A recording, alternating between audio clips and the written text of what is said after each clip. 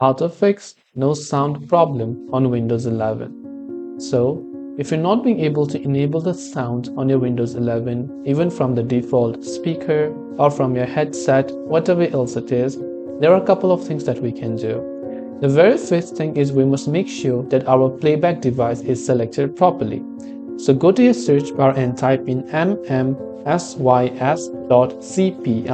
I repeat, mmsys.cpl, which is a control panel item. So just open this up in control panel and you will see this type of options. Here you can select playback.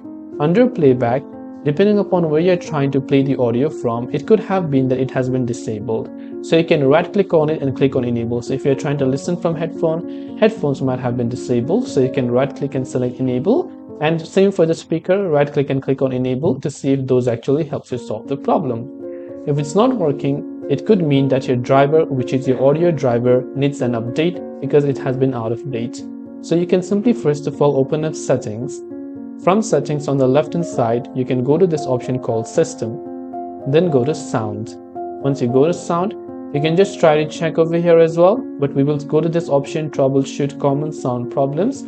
You can select input or output. Since you're trying to fix the no sound via output, select output devices and from there run a couple of troubleshooting. Also check if your Windows is updated to the latest version, and that should most likely help you solve the problem. So I hope this video helped you out. If you have any questions, feel free to leave them down. Thanks for watching and see you soon in the next video.